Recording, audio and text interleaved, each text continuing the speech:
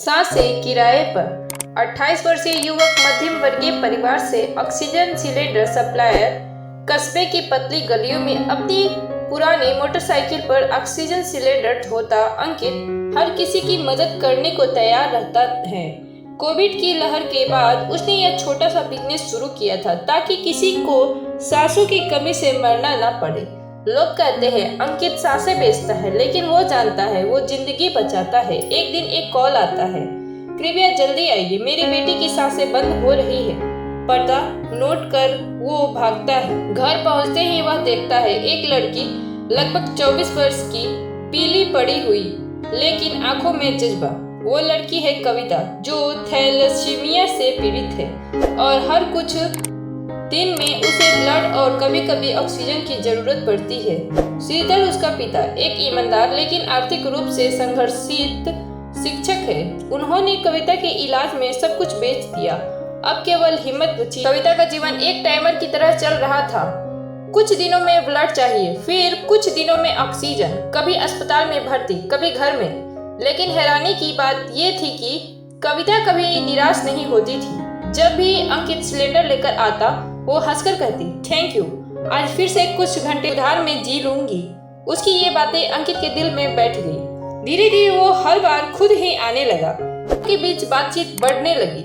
कविता अपने सपनों की बात करती, जैसे उसे भरोसा हो कि वो जिंदा रहेगी। एक रात कविता की हालत बहुत बिगड़ गई। ब्लड नहीं मिल रहा था और पैसे भी नहीं थे। अंकित ने दौड़ दौड़ कर ब्लड का इंतजाम किया, लेकिन अस्पताल ने एडमिट करने से मना कर दिया क्योंकि एडवांस नहीं था। अंकित ने तब अपना सारा सामान बेच दिया, अपनी बाइक, सिलेंडर, स्टॉक, यहाँ तक कि अपनी बहन रवीना के गहने भी गिरवी रख दिए। डॉक्टर सोमेश को किसी तरह मनाकर उसने कविता को बचाया। श्रीधर रोते हुए बोले, बेटा तू कौन है, क्यों रो रहा है इतना हमारे लिए? अंकित बोला, शायद भगवान ने मुझे इसलिए भेजा कि आपकी बेटी की सांसों की डोर थोड़ी और लंबी हो जाए। कविता अब धीरे धीरे रिकवर कर रही थी। रवीना ने मदद की, डॉक्टर ने नई थेरेपी शुरू की। अंकित और कविता की दोस्ती अब रिश्ते की तरफ बढ़ रही थी। लेकिन तभी एक और झटका। कविता की रिपोर्ट में पता चलता है कि उसकी स्थिति और खराब हो चुकी है। अब उसे बोन मैरो ट्रांसप्लांट की जरूरत है, जिसकी कीमत है 22 लाख रुपए। यह एक आम इंसान के लिए नामुमकिन रकम थी।